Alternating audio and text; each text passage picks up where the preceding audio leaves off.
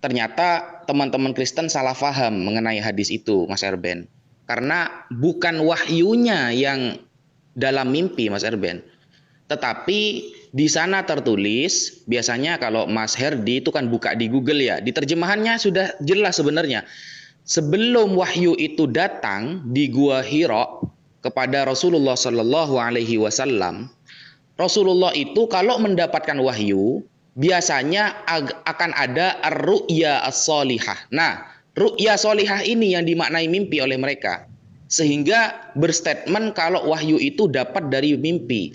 Padahal Rasulullah itu maksudnya ada tanda mimpi yang baik. Jadi sebelum datang ke Gua Hira, Rasulullah itu diberikan tanda melewati mimpinya, ada mimpi yang baik bahwa dia akan mendapatkan wahyu. Kalau kejadian di Gua Hira-nya itu bukan mimpi, Mas Erben. Gitu maksud hadis itu. Kalau jenengan minta original teksnya saya ada gitu. Kemudian bagaimana cara Rasulullah atau umat Islam tahu bahwa Jibril itu benar-benar datang dari Allah? Atau bagaimana cara kita meyakini bahwa Allah ini benar-benar Tuhan karena tidak pernah menampakkan diri? Sebenarnya dalam teori Al-Quran, Mas Erben, Allah ini akan menampakkan diri, tapi tidak di dunia. Kalau di dunia, itu sudah disebutkan oleh Bang Zuma barusan. Di Al-Quran sudah tertulis. Ketika Nabi Musa mengatakan, Robbi arini anzur ilaik, ya Allah beri aku kesempatan untuk bisa melihat engkau. Kemudian Allah mengatakan, lantaroni, kamu gak akan bisa melihat aku wahai Musa, walakin inzur ilal jabal wa idza istaqarra makanahu fasawfa tarani. Tapi lihatlah ke gunung Tursina itu, kalau gunung itu tetap pada tempatnya, maka kamu akan bisa melihat aku. Di dalam ilmu kalam, teori ketika ada sesuatu larangan, kemudian ada sesuatu yang bisa membolehkan, maka ini hukumnya jaiz. Kesimpulannya, ayat yang dibawa Bang Zuma itu hukumnya adalah jaiz melihat Allah. Bisa melihat Allah di dunia kalau Allah menghendaki. Nah, ternyata kehendak Allah ingin menampakkan diri itu bukan di dunia, tetapi di akhirat, nanti di surga. Apakah ada ayatnya? Ada. Di dalam Al-Quran tertulis, wujuhu yawma idzin nadhirah ila rabbiha nadhirah. Di hari itu umat Islam atau orang-orang yang beriman wajahnya berseri-seri di surga maksudnya. Kenapa? Ila rabbiha nadhirah. Kepada Tuhannya mereka melihat. Ini dikonfirmasi oleh Rasulullah Shallallahu Alaihi Wasallam di dalam hadis-hadisnya bahwa nikmat yang paling besar nanti di surga adalah melihat Allah, bukan nikmat yang lain. Nah, kalau kita menggunakan ilmu logika, ilmu filsafat, Mas Erben, ada 3 cara kita mengetahui bahwa kabar ini benar-benar dari Allah. Yang pertama, kata para ulama, ini ditulis di dalam kitab Hidayatul Murid yang ditulis oleh Al-Imam Al-Laqani. Yang pertama, cara tahu bahwa kabar itu benar-benar dari Tuhan, yang pertama adalah al-hawasus salimah, panca indera yang normal. Ketika panca indera seseorang itu tidak normal, maka itu akan menjadi penyakit bagi dia untuk tahu itu benar dari Allah atau tidak. Yang kedua adalah khabarus shadiq, kabar yang pasti benar. Nah, kabar yang pasti benar ini dibagi menjadi 2. Yang pertama, khabarul mutawatir, kabar yang sudah banyak diketahui orang, sudah banyak disohihkan atau dibenarkan oleh orang. Yang kedua adalah khabarun nabi al-mu'ayyad bil mu'jizat, kabar dari seorang nabi yang dikuatkan dengan mukjizat-mukjizat yang ia tampakkan. Seperti Yesus menampakkan mukjizat, Yesaya contohnya menampakkan mukjizat, Elia menampakkan mukjizat. Itu tanda bahwa dia benar-benar mengabarkan sesuatu dari Tuhan. Yang terakhir adalah al-aqlu, akalnya sehat, begitu, gak gila. Sehingga ketika hal itu sudah tidak bertentangan, maka itu benar-benar kabar dari Allah Subhanahu wa taala. Mungkin itu dulu yang bisa saya sampaikan. Lanjut, Mas Erben. Oke, saya potong dulu sebentar Pak, saya pause dulu. Tadi ada saya baca typingannya si John, katanya dia mau minta pakai timer. Gimana teman-teman?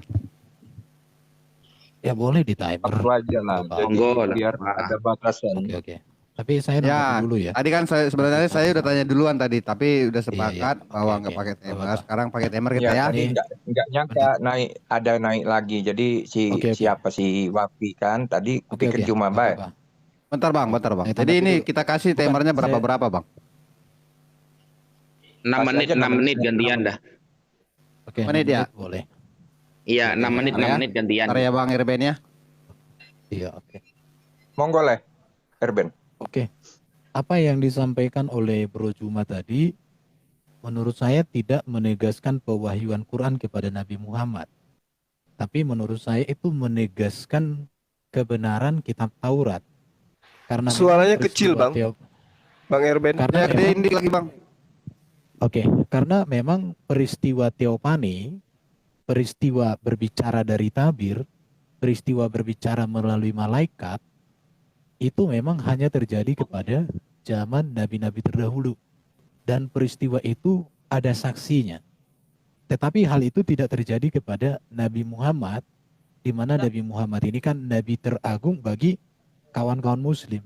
Yang bertanya itu saya tadi, mengapa proses pewahyuan Quran kepada Nabi Muhammad sangat berbeda sekali dengan proses Allah Yahweh itu mewahyukan dirinya kepada nabi-nabi terdahulu. Tapi Bro Juma justru menegaskan bahwa memang apa yang saya tanyakan itu betul, justru bertanya kepada apa yang disampaikan Bro Juma. Kalau gunung penuh kemuliaan Tuhan dan lain sebagainya, itu lebih detail dan lebih lengkap dituliskan dalam kitab Taurat yang ditulis oleh Musa itu sendiri, yang dilengkapi oleh Yosua. Baru tadi Ustadz Wafi ya membuat sebuah pernyataan yang sangat luar biasa. Kabar berita dari Allah itu benar. Yang saya catat poin kedua dan ketiga harus sesuai dengan akal sehat. Sasarannya di sini yang paling saya soroti akal sehat. Ketika saya belajar tentang logika, maka akal yang sehat itu adalah akal yang beriman kepada kitab suci yang bisa ditinjau secara historis. Nah, di sini ya. Tetapi ketika saya coba membaca Quran di dalam konsep berpikir saya, maka saya menemukan Quran itu banyak yang tidak historis. Contoh, dikatakan di situ bahwa Zakaria itu seorang nabi. Ya, padahal dia seorang suku Lewi. Baru dikatakan Zakaria itu saudaranya Imran. Anaknya itu Harun dan Meriam. Harun dan Meriam dan Imran itu suku Lewi. Harun, Imran dan Meriam itu hidup di zaman Musa, bukan di zaman Yesus. Sementara kemudian Maryam itu menjadi ibu dari Isa. Historis ini saya lihat berputar. Kalau Zakaria nabi di dalam Quran, di dalam Alkitab ada juga Nabi Zakaria, yaitu penulis kitab Zakaria. Kitab Zakaria itu di perjanjian lama hidup 400 tahun. Saya jadi bertanya-tanya, bagaimana saya bisa memiliki akal sehat kalau memahami sebuah wahyu yang tidak bisa dibuktikan secara historis. Justru ada namanya historis yang berputar. Dari depan ke belakang, dari belakang ke depan, dari samping ke samping. Begitu kulihat historisnya. Baru dikatakan Bro Juma tadi, Allah menyatakan firman-Nya jadi Quran. Tetapi orang muslim tidak menjadikan Quran itu sebagai Tuhan atau sebagai ilah. Memang di satu sisi muslim sangat mengagumi yang namanya Quran. Bahkan kalau ada orang salah menafsirkan Quran bisa dilaporkan. Kenapa? Karena begitu agung, sangat berbeda dengan orang Kristen kalau orang menghina Yesus dan lain sebagainya. Tapi kita tidak lari ke sana. Namun memang kalau orang muslim menjadikan Quran sebagai Tuhan, dengan orang Kristen menjadikan Yesus sebagai Tuhan, menurut saya dua posisi yang berbeda juga. Karena saya belum pernah melihat Quran bisa membuat mujizat. Contoh, yang buta berjalan, yang lumpuh berjalan, yang buta berjalan, yang buta melihat, yang lumpuh berjalan, yang mati dihidupkan. Sementara Yesus bisa melakukan begitu banyak mujizat. Dan juga Tuhan di situ artinya kan penguasa. Tuhan itu bukan Allah, Allah beda dengan Tuhan. Itu yang, tapi nanti di topik berikutnya. Silakan Pak John, ditambahkan Pak John. Iya, jadi tadi saya menyimak itu perkataan Juma ternyata berbeda dengan Wafi mengenai ayat Kiamat 22-23. Karena menurut Juma tadi bahwa Tuhan itu tidak terlihat seperti yang dikatakan oleh Wafi. Wafi dengan jelas mengatakan bahwa Allah Subhanahu wa Ta'ala itu bisa terlihat di akhirat. Nah, tetapi fakta yang ada di dalam terjemahan di sana di Kiamat 22-23 itu dikatakan di hari kiamat umat muslim itu akan berseri melihat kepada Tuhannya mereka memandang, dan jelas di sana bahwa hari kiamat itu ternyata dengan kesadaran perlu kita ketahui itu ada di dunia, jadi bukan di surga, oke? Bukan di surga. Karena apa? Kalian belum tentu masuk ke dalam surga. Jadi jelas ayat itu mengatakan posisi kalian melihat itu, posisinya itu masih di dunia. Jangan berharap kalian itu melihat di surga.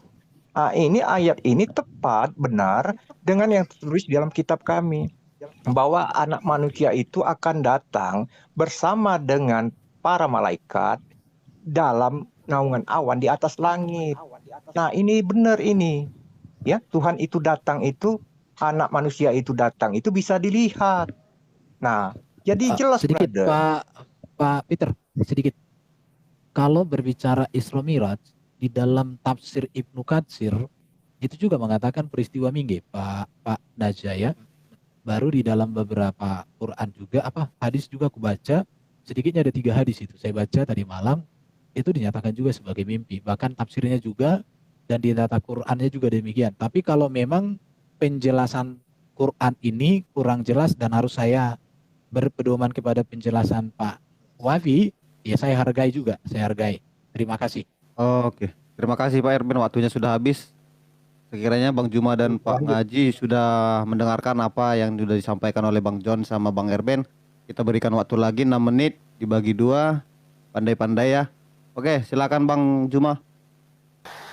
Baik, sesi ini saya serahkan dulu kepada Dinda Wafi. Sesi ini ya, karena tadi saya enggak dengar Bang. Soalnya di sini hujan deras. Nanti sesi berikutnya baru saya masuk. Ya, silakan Dinda Wafi. 6 menit dihabiskan. Aku izin dulu ya. Nanti mungkin kapan-kapan kita hujan juga lagi. Bang. Bukan. Kebetulan aku ada acara undangan perkawinan. Jadi saya harus Oh iya, baik. Oke, nanti malam kapan-kapan kita lagi ya. Baik. Terima kasih kawan-kawan yang Oke, Bang Erben. Makasih. Makasih Ken. Kapan-kapan sih kapan. Ya, Bang Erben. Oh iya. Ya, Bang Erben. Waduh, ini saya mau jawab pertanyaan Mas Erben, gimana ini orangnya gak ada ini? Ya. Lanjut aja deh, lanjut aja. Bang. Yang penting ada viewer yang mendengar, Bang. Oke, siap. Bismillahirrahmanirrahim. Jadi ini ya, ketika Mas Erben mengatakan bahwa Al-Quran itu tidak sesuai dengan fakta sejarah. Yang dikritik oleh Mas Erben itu di dalam surah Maryam ayat ke-28 mengenai ya ukhta Harun. Wahai Maryam, kamu adalah saudara perempuan Harun. Mas Erben mengira maksud Harun ini adalah Harun di zaman Nabi Musa. Benar-benar adik kandungnya.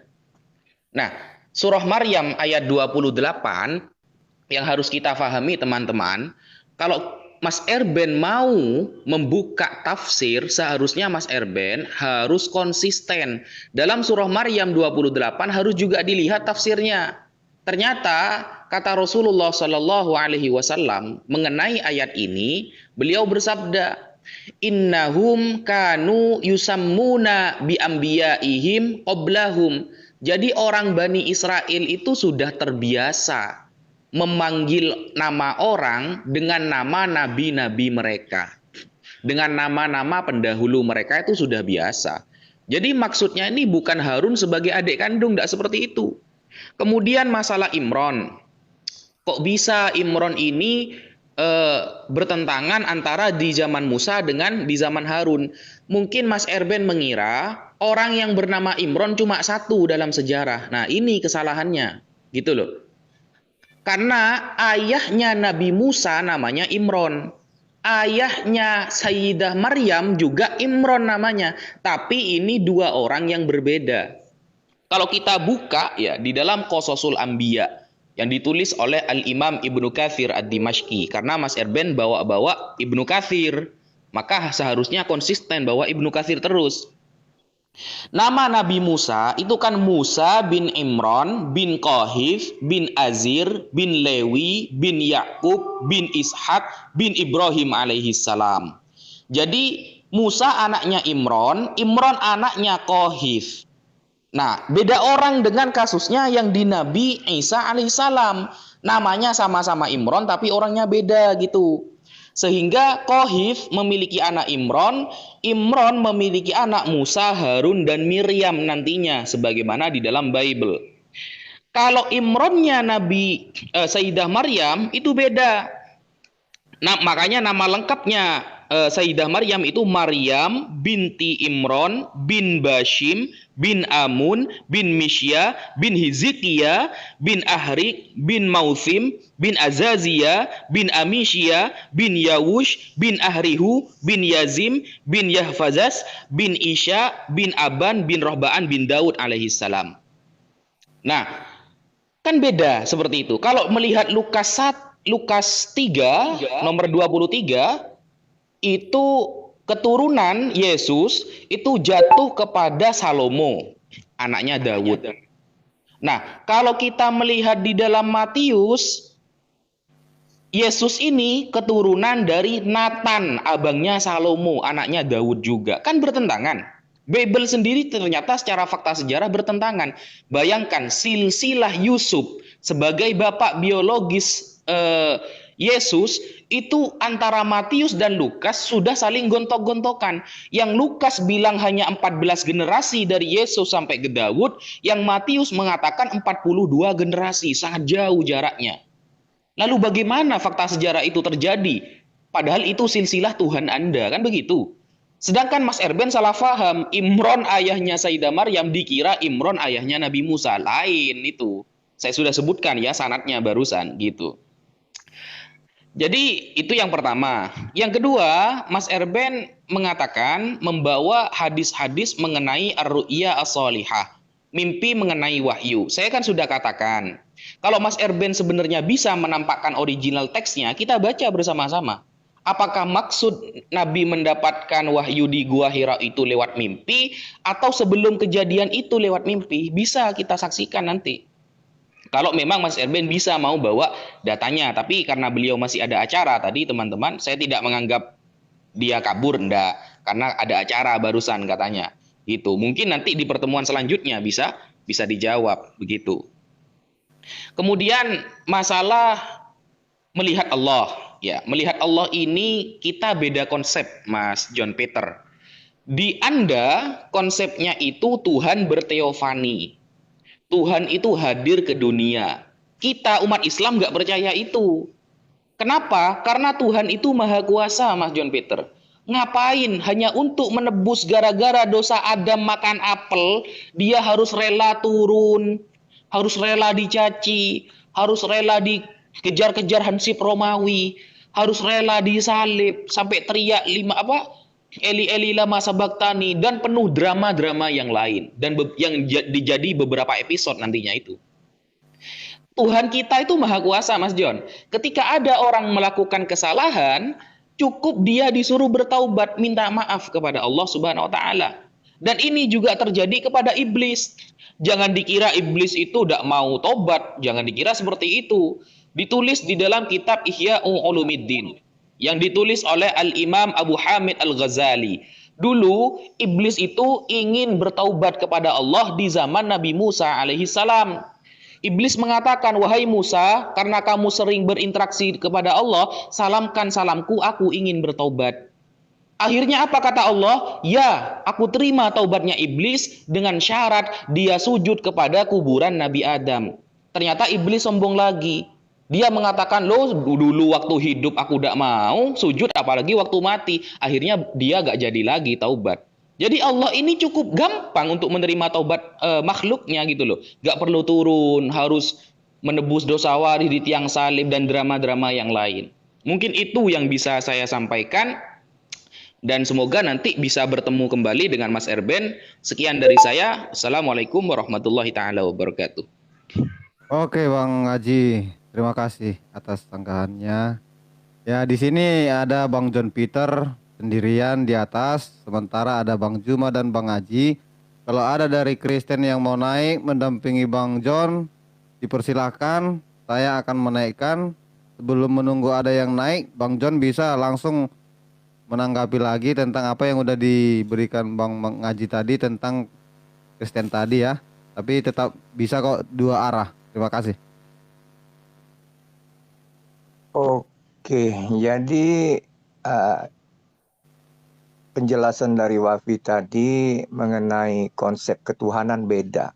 Loh, Tuhan itu nggak pernah beda konsep, brother.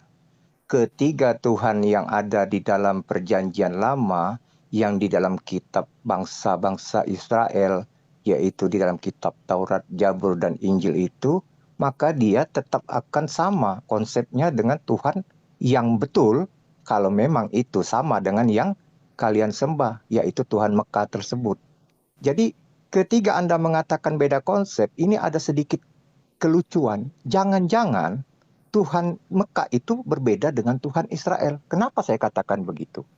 Sebab di dalam perjanjian lama di kitab Taurat, di kitab bangsa Israel itu tertulis, brother, di dalam kejadian 18 ayat 1, bahwa Tuhan datang menampakkan diri kepada Abraham. Kemudian di dalam Keluaran 33 ayat 11 dikatakan di sana Tuhan berhadapan muka, bertemu muka, muka ke muka, face to face kepada Musa.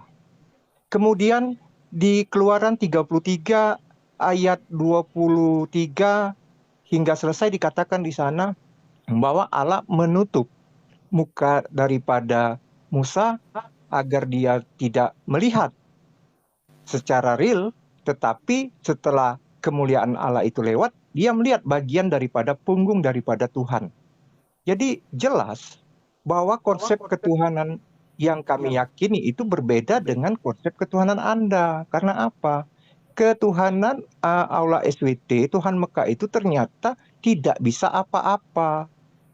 Itu yang Anda yakini. Tetapi lucunya, Anda mengklaim Allah Subhanahu wa Ta'ala terlihat nanti. Nah, jika memang konsep ketuhanan Anda sekali Anda katakan tidak terlihat, maka dia tidak akan terlihat sampai kapanpun. Jangan dia hanya bisa terlihat di hari akhir. Kalau memang dia bisa terlihat di hari akhir, otomatis Tuhan itu mampu terlihat kapanpun dia kehendaki. Itu, brother. Jadi Tuhan itu kalau memang dia konsekuen, bisa terlihat di akhir zaman atau di surga, maka dia bisa terlihat di bumi. Karena itu apa? Itu mudah bagi dia untuk menyatakan kemuliaannya. Anda meyakini di dalam ajaran kalian Anda mempunyai 20 sifat Allah Subhanahu wa Ta'ala. Entah dari mana kalian mengambil kesimpulan 20 sifat daripada Allah Subhanahu wa Ta'ala itu. Salah satunya sifat yang utama itu wujud. Nyata, ada.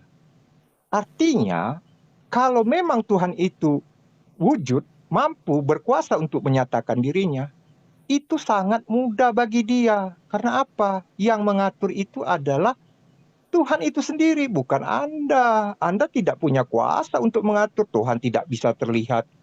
Tuhan tidak mampu terlihat. Enggak lah. Itu opini Anda, tafsiran Anda. Karena faktanya di dalam Al-Quran itu dikatakan bahwa Musa itu bukan melihat Allah, tetapi disuruh melihat gunung. Gunung meledak, Musanya pingsan. Ya saya juga lah kalau melihat di depan mata saya gunung meledak, akibat getaran daripada gunung itu saya pasti pingsan. Untung nggak mati. Jadi jelas, brother, secara logika dikatakan bukan melihat Tuhan, tetapi lihat gunung itu. Nah, ketika gunung meledak, Musanya pingsan. Jadi bukan Tuhan menampakkan diri. Artinya di sana bahwa Tuhan itu tidak berkehendak dilihat si Musa di dalam ajaran kalian. Tetapi di kitab kami, kitab bangsa Israel, dia menampakkan diri. Ini pertanyaannya nih, ini ceritanya beda versi. Jadi secara logika perlu kita sadari, sesungguhnya kitab yang datang duluan ini mana? Apakah kitab bangsa Israel meniru kitab Arab, ataukah kitab Arab menciplak kitab Israel? Coba Anda pikirkan, Anda bayangkan, mana duluan yang ada ini?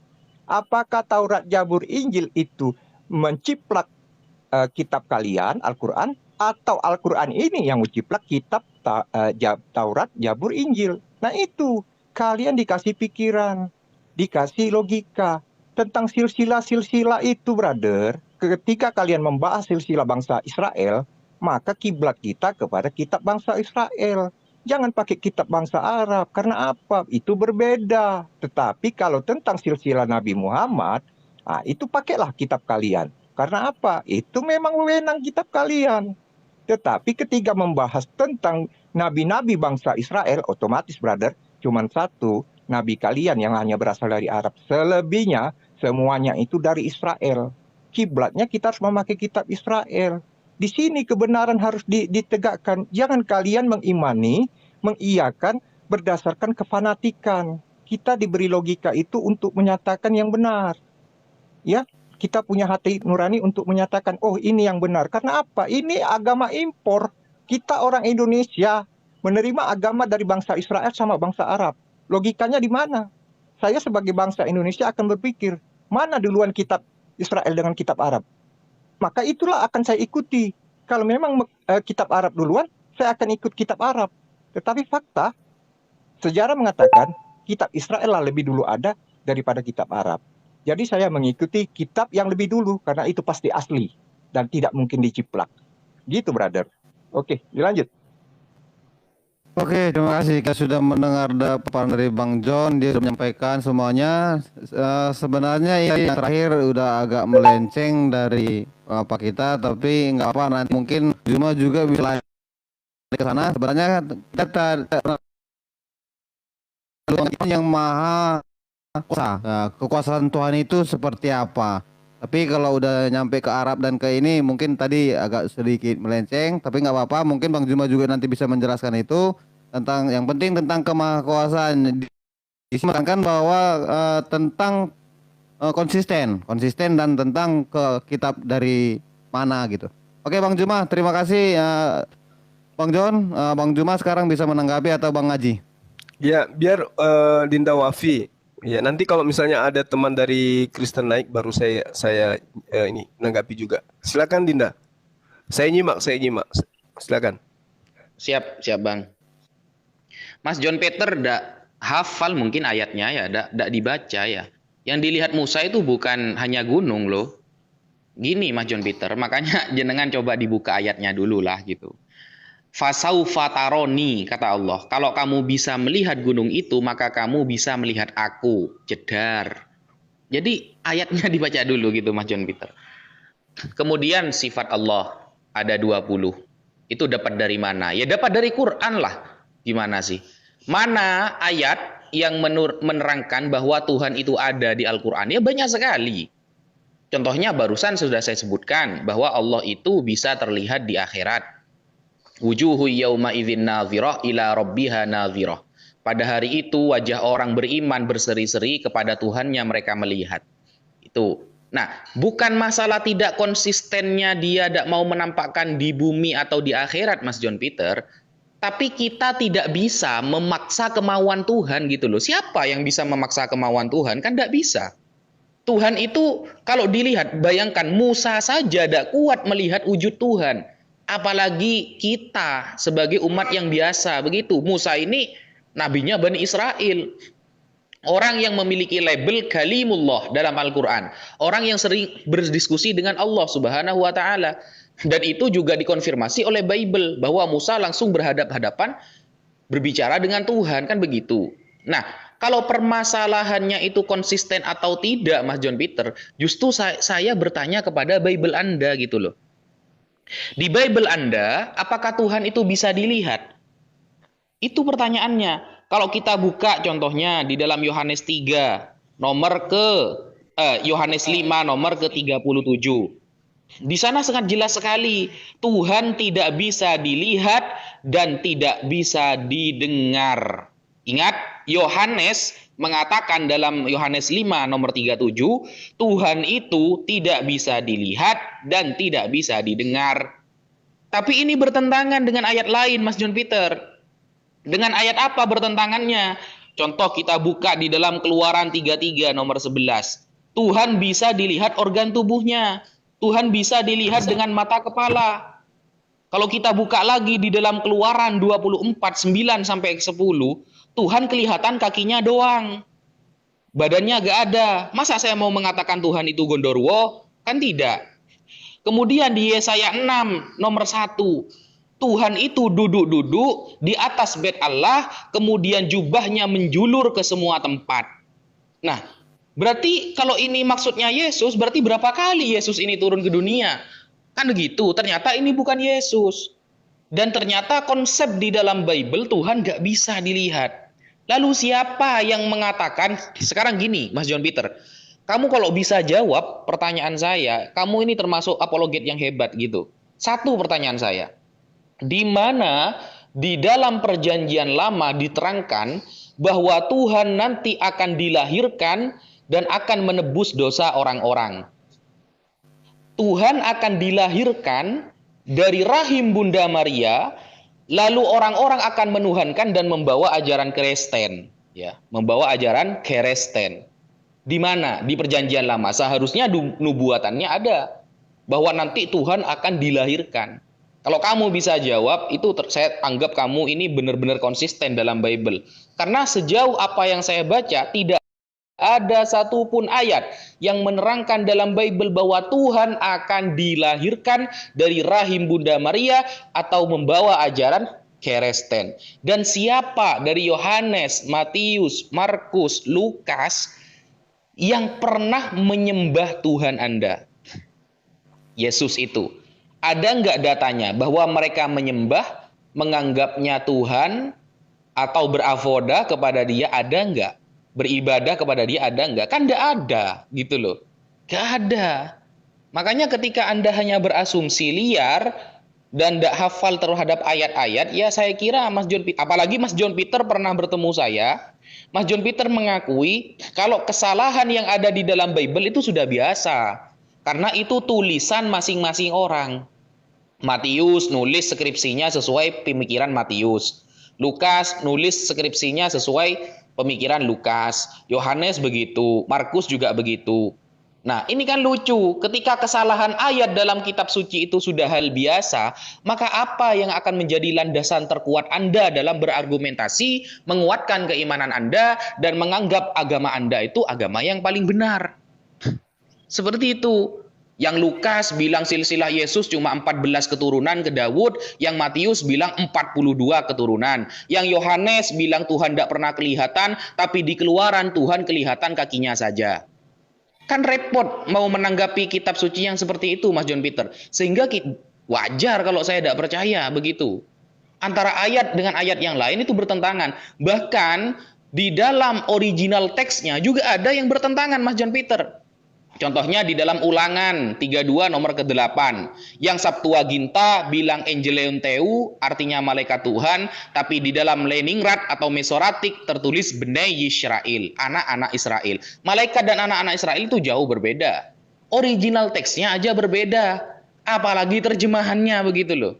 Makanya jangan beriman cukup dengan terjemahan. Ayo kita belajar original teks. Mungkin itu yang bisa saya sampaikan. Sekian. Oke, terima kasih Pak Ngaji. Di sini ada kita satu tamu yang baru naik. Di sini namanya nggak ada. Namanya siapa ya? Halo monitor. Aku kasih kesempatan dulu ya. Sebentar aku minta waktu 5 menit untuk di mute dulu ya. Kasih teman dulu ngobrol ya. Sebentar Bang John, ini kayaknya temannya nggak monitor nih. Oke guys, kita di sini tadi acaranya dialog ya, bukan kayak ibarat diskusi yang agak ada tanya jawab gitu ya. Di sini dialog dewasa tadi ya, perjanjiannya. Jadi mungkin sepertinya para narasumber dari Kristen ada yang lagi sibuk, ada yang lagi gimana, kita tidak tahu ya. Yang penting kita tetap berpikiran positif aja ya. Persiapan Natal, Bang. Teman-teman sibuk. Iya. Iya sih. Mau ibadah. Iya. Itulah.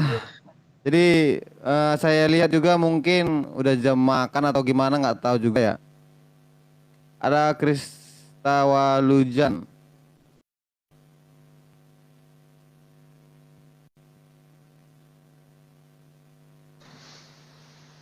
Halo Bang Kristawalujan.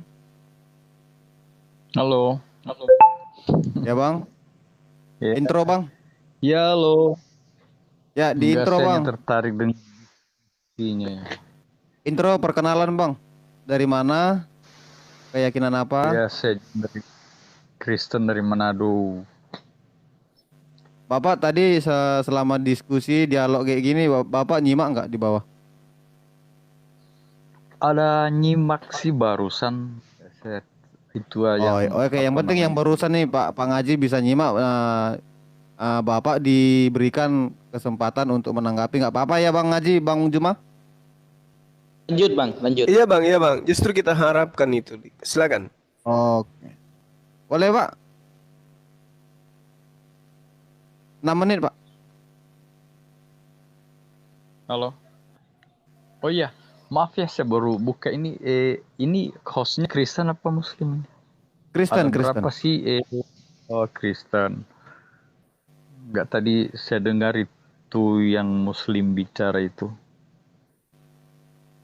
Ya. Tidak mengakui ketuhanan Yesus atau Yesus jadi manusia ya?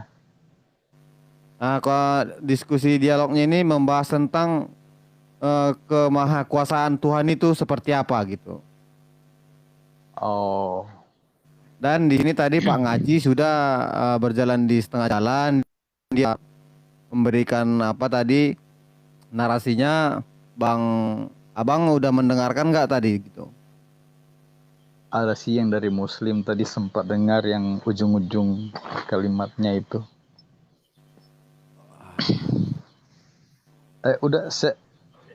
Topiknya tadi apa? Udah, nanti saya dengar dulu ya. Nanti saya mau masuk kalau udah ada diskusi lain.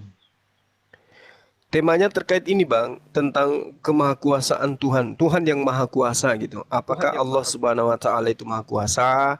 Seperti itu tadi tema awalnya gitu.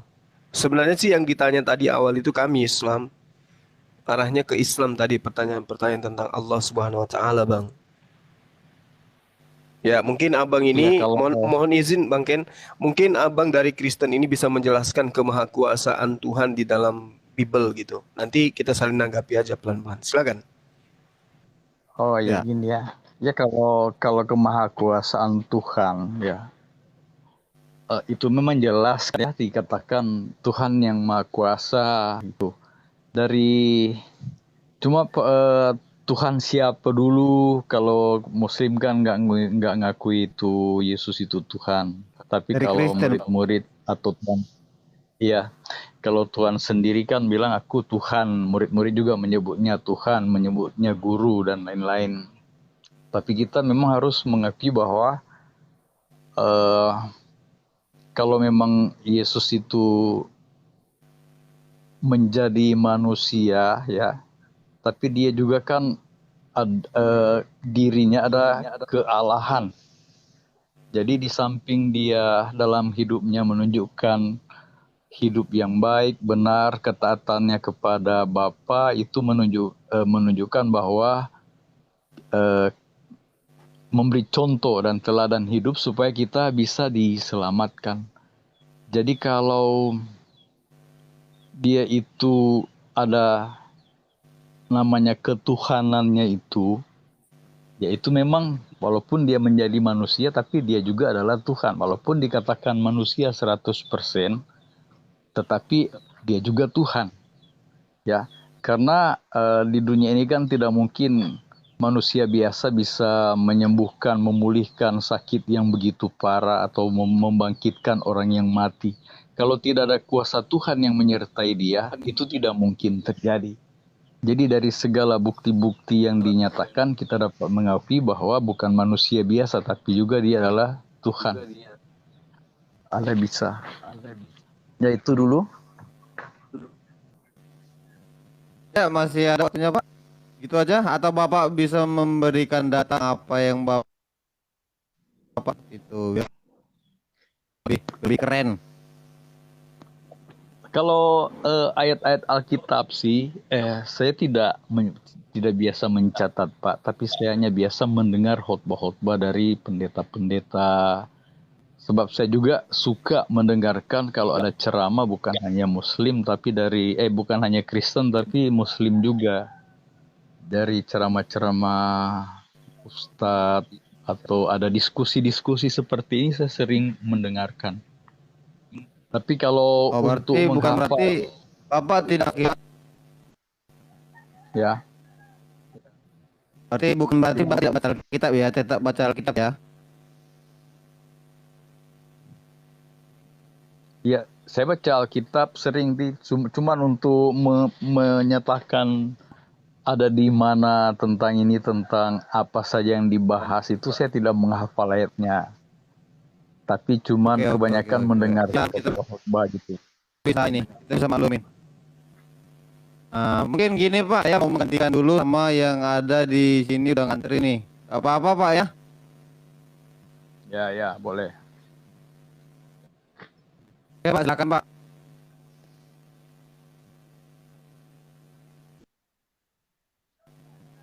Halo. Saya tekan sendiri ya. Soalnya kebanyakan pun di atas nanti kayak ini juga kan kalau cuma diem doang. Ganggu. Ya, ayo yang ke lain yang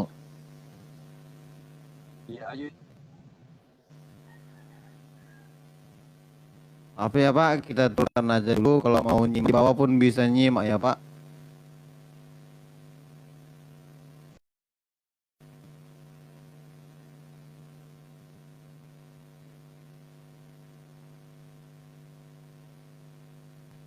Itu ada Kyoto mungkin mau naik Kyoto. Itu Bang, ada Ehad Bang, mau naik itu Bang. Iya. Itu Ehad Prawira itu ada. Kyoto.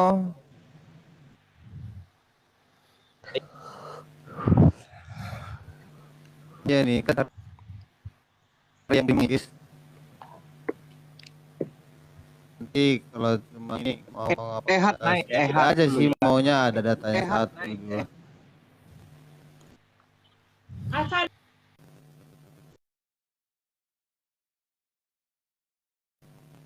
Oke, Halo? selamat siang Bang Kito. Halo. Saya udah masuk ya? Halo. Ya, halo. Ya. Gimana Bang Ehad? Ya, selamat Ehad? siang Bang Kyoto, Oh, Bang ya, Ehad, baik. Prawira, selamat siang. Selamat siang. Ya, Baik, udah menyimak tadi Salam Pak apa jumpa yang kembali. disampaikan Pak Haji? Oh iya. Gini kan saya- tadi katanya, oh sorry, tadi kan katanya membahas tentang kemahakuasaan ya. Betul ya? Ya. Saya mau nanya soal ini. Saya bawa satu ayat dari Quran itu surah Al-An'am 101. Mungkin teman Naja bisa Bentar Pak. teman Wafi Yang bisa Bang buka. Ehad,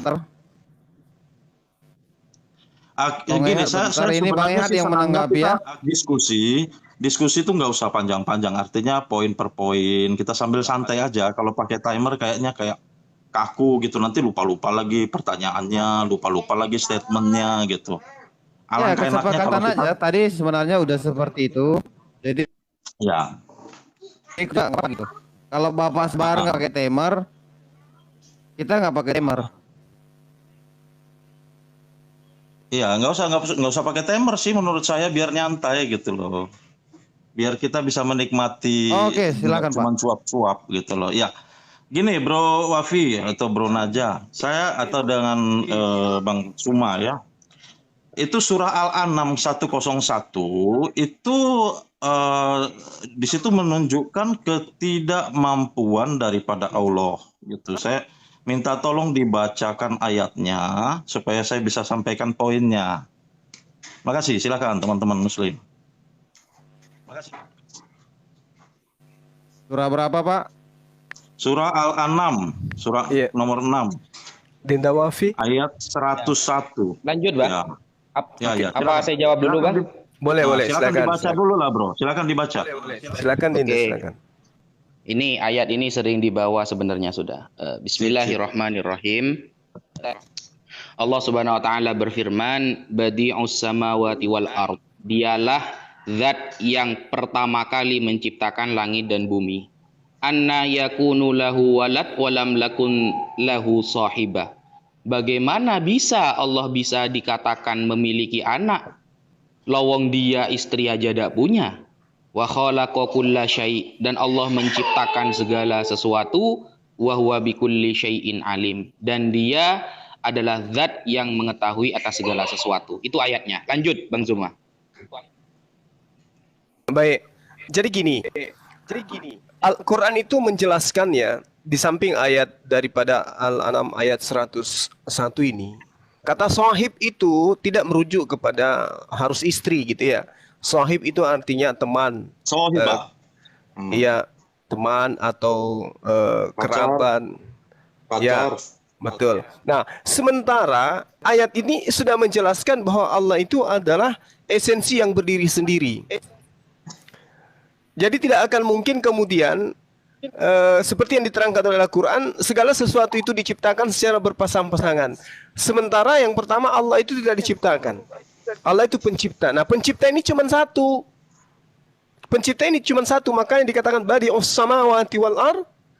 Dialah Allah pencipta langit dan bumi. Bagaimana mungkin kemudian dia mempunyai anak? Jadi ini adalah jawaban terhadap anggapan orang-orang terdahulu bahwa pencipta langit dan bumi itu punya anak. Makanya Allah jawab, anna yakunu lahu walada wa lam takul lahu sahiba. Nah, kemudian kita harus melihat di ayat 102 untuk menjelaskan itu, zalikumullahu rabbukum la ilaha illahu. Ini yang saya katakan tadi. Itulah Allah Tuhan kamu, tidak ada Tuhan selain Dia. Karena kalau istri dari manusia pasti manusia, istri daripada hewan pasti hewan. Pasangan daripada sesuatu itu pasti sejenis. Nah, kalau dikatakan Allah itu tidak ada Tuhan selain Dia, dan Dia memiliki kerabat, Dia memiliki teman, memiliki kekasih, maka tentu kekasihnya juga itu adalah Tuhan. Karena Dia selevel. Maka Allah mengatakan Dia berdiri sendiri. Zalikumullahu rabbukum la ilaha illahu khaliqu kulli syai' fa'budu wa huwa ala kulli syai'in wakila. Itulah Allah, Tuhan kamu, tidak ada Tuhan selain Dia, pencipta segala sesuatu. Maka sembahlah Dia, Dialah yang memelihara segala sesuatu itu. Lam yalida wa lam yulada, tidak diperanakkan dan juga tidak beranak. Tidak beranak dan tidak diperanakkan. Oleh karena itulah kemudian Tuhan itu mengatakan tidaklah mungkin kemudian Dia memiliki teman, sementara Dia adalah esensi yang berdiri sendiri. Demikian sementara, silakan. Oke, ya. Di situ masalahnya yang saya lihat di situ adalah teman-teman itu tidak membaca ayatnya secara penuh, gitu. Ya, mari kita baca baik-baik ayatnya supaya kita bisa mendapat penekanannya, ya. Kenapa itu menjadi masalah? Saya tunjukkan, ya. Baik, saya bacakan. Dia, Allah, pencipta langit dan bumi. Ini terjemahan yang saya punya. Bagaimana mungkin, permasalahan pertama, bagaimana mungkin? Ini Tuhan berkata bagaimana mungkin Dia. Sesuatu yang Tuhan berkata, ini Allah yang berkata loh, bagaimana mungkin? Berarti Dia membatasi dirinya untuk berkata bahwa ada sesuatu yang tidak bisa Dia lakukan, ya. Bagaimana mungkin Dia mempunyai anak? Oke, no problem. Bagaimana mungkin Dia mempunyai anak? Kelanjutannya, padahal masalahnya adalah Dia tidak mempunyai istri. Bukan karena hal-hal yang lain, tidak. Masalahnya di sini adalah apa? Karena Dia tidak mempunyai istri. Ya. Itu masalahnya. Bukan karena hal-hal yang lain. Dia bagaimana mungkin atau mustahil Allah itu mempunyai anak padahal Dia tidak mempunyai istri. Masalahnya Dia tidak mempunyai istri. Kita sambungkan dengan An-Abiyah, ya. Kita sambungkan dengan An-Abiyah ayat 17. Ya, An-Abiyah ayat 17. Al-Anbiya. An-Abiyah, ya. Ayat 17. Nah, ayat 17, ya, saya bacakan. Seandainya kami hendak membuat suatu permainan, ya, dalam kurung istri dan anak, artinya mau membuat istri dan anak, tentulah kami membuatnya dari sisi kami. Jika kami benar-benar menghendaki berbuat demikian, teman-teman Muslim sering berkata, tapi kan tidak dilakukan. Iya, tetapi ini kemungkinannya ada. Allah berkata bahwa jika ketika Quran ini turun, jika kami hendak membuat suatu permainan, membuat anak atau mengambil istri, tentulah kami mengambilnya dari sisi kami. Di sini dikatakan ada sisi kami. Sisi kami ini siapa gitu loh. Siapa sisi kami ini? Apakah Allah mempunyai sejenis yang sama? Ya, gitu. Karena dikatakan di sini akan diambil dari sisi kami. Gitu. Tolong dijelaskan teman berdua. Silakan Dinda Wafi. Iya. Jadi kita ini dalam beragama, Bang Ehad, tidak menggunakan kemungkinan, Bang Ehad. Jadi kemungkinan-kemungkinan itu gak diterima dalam versi kami, itu gak diterima. Dan yang perlu Bang Ehad ketahui, Tuhan kami ini tidak punya bapak dan tidak punya ibu gitu loh. Dan Tuhan kamilah yang menciptakan bapak dan ibu. Beda sama Yesus ya, gitu. Nah, kalau Anda membaca surah Al-Anbiya contohnya, ayat ke-17 Bang Ehad. Di sana ada keterangan bahwa ada kemungkinan Allah akan menjadikan anak atau istri, tidak ada. Kalau Bang Ehad belajar ilmu nahwu sorof, dicatat ya Bang Ehad ya. Kalau Bang Ehad belajar ilmu nahwu sorof, di sana itu ada kata-kata lau. Ini sering kesalahan yang dibawa oleh Mas Herdi. Lau yang bermakna imtinaiyah adalah lau yang bermakna tidak akan pernah terjadi. Lau aradna, andaikan kami menghendaki. Kan begitu. Nah, launya ini dalam ilmu nahwu sorof itu adalah lau yang bermakna tidak akan pernah terjadi. Gitu loh. Contoh, saya contohkan ya, lau yang tidak pernah terjadi contohnya. Seperti bukan ya. Lau aradna an naj'alal aba lillahi la yajidu fihi. Andaikan kami ingin menciptakan bapak untuk Tuhan, maka tidak akan pernah kita menemukannya. Nah, launya ini bermakna tidak akan pernah terjadi, Mas Ehad, gitu. Sehingga kalau jenengan mau mengaitkan ini ada kemungkinan Allah punya istri atau anak, ya mustahil. Apalagi kalau jenengan baca tafsir Ibnu Katsirnya. Secara jelas di sana fanazzaha nafsahu anittikhadzil waladi mutlaqon. Ayat ini menunjukkan bahwa Allah itu suci dari yang namanya anak secara mutlak. Begitu. Ya, Jadi kita harus begini. paham konteksnya, Bang Ehad. Dan Begini, bro. Bang Ehad harus baca original teksnya, begitu ya. Gini, bro, masalahnya ada Sama. beberapa tafsir ya. Tafsir yang mengatakan bahwa Allah itu Pak Ehad, akan bentar. mengambil. Bapak Ngaji udah selesai? Udah, Sudah, kita sudah biasa selesai. kok diskusi. Pak Ngaji udah selesai? Sudah selesai. Oke Pak. Ya, Oke, dilanjut. ada tafsir-tafsir yang mengatakan juga bahwa Allah itu akan mengambil bidadari. Kita bukan berkata makhluk yang berdosa atau apa, bisa saja itu tidak berdosa, tetapi Coba pemahaman dari ditampilkan ayat. datanya, Mas An Sehat. Ya, ini ada saya baca dari tafsir Al-Wajiz ya, Syekh Wahbah Al-Suhaili, pakar fikih dan tafsir negeri Suriah ya. Ya. Kalau kami berkehendak untuk berbuat sesuatu, ini ayatnya ya, untuk menghibur diri seperti istri dan anak, maka sungguh kami akan membuat hiburan itu dari sisi kami seperti bidadari yang menyenangkan pandangan dan malaikat. Ya.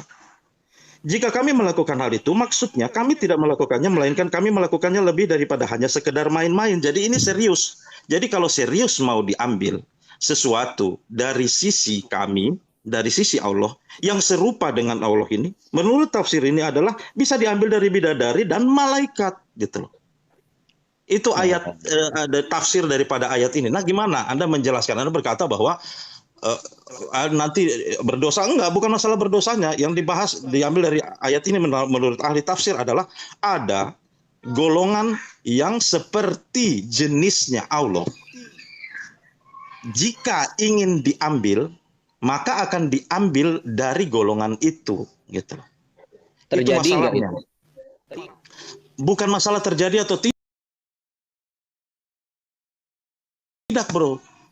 Ini masalah bisa saja, gitu loh. Ini Allah yang berkata. Mari kita ini tempatkan pada posisinya. anak saya mengambil mempunyai kunci mobil dan dia belum membawa mobil, belum tentu dia nggak bisa bawa mobil. Dia bisa bawa mobil, cuman dia belum bawa mobil aja. Gitu analoginya. Bisa dia ambil dari sisi golongan dari golongan kami ini, Allah ini, tetapi belum diambil. Tetapi kemungkinan untuk mengambilnya itu ada. Itu penjelasannya. Gimana tanggapannya? Silakan. Oke, silakan Pak Ngaji. Nanti Ya, kita dapat poin saya ya, Bro.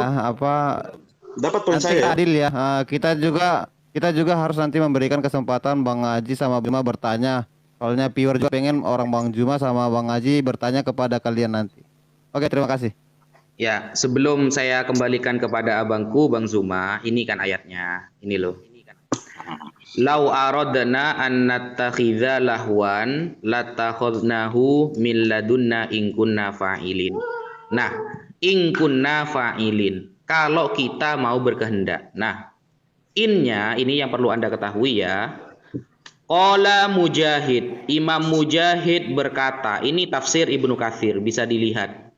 Qala Mujahid, Imam Mujahid berkata, kullu syai'in fil Qur'ani in fahuwa ingkar.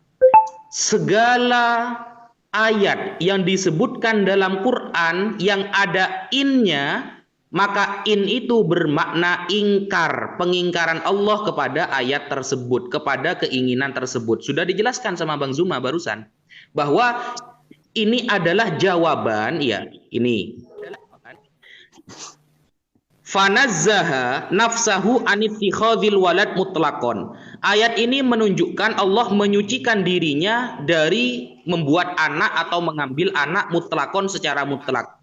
La siyama, apalagi amma yakuluna, dari perkataan orang-orang, minal ifkih, dari tuduhan, ya, tuduhan bohong, wal batil, dan batil, tuduhan kebatilan, minittikhadhi Isa, dianggap Isa sebagai anak Tuhan. Ini jawaban, betul kata Bang Zuma. Ini jawaban kepada orang-orang yang mengatakan Isa itu adalah Tuhan. Awil Uzair, atau Yahudi yang mengatakan Uzair adalah anak Tuhan. Awil malaikah, atau orang yang mengatakan malaikat sebagai anak Tuhan. Kenapa Bang Ehad? Coba Bang Ehad buka di dalam surah Ali Imran ayat 80 Bang Ehad.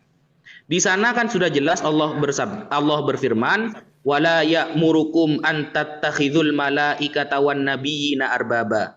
Dan Allah tidak menyuruh kalian untuk menyembah para malaikat, para nabi sebagai sesembahan. Nah, kalau ada lafal in dalam Al-Qur'an itu maknanya ingkar. Pengingkaran Allah terhadap apa yang ia ucapkan. Maksudnya tidak akan terjadi anak atau istri terhadap Allah Subhanahu wa ta'ala. Jadi yang dijelaskan Bang Zuma itu sangat sesuai dengan kitab tafsir Ibnu Katsir, begitu. Makanya harus bawa referensi Bang Ehad. Lanjut Bang Zuma ditambahi. Iya, jadi saya tambahkan sedikit Bang. Jadi ketika kemudian ada ayat ini, kita harus melihat asbabun, apa sebab ayat ini kemudian diwahyukan oleh Allah, kan gitu.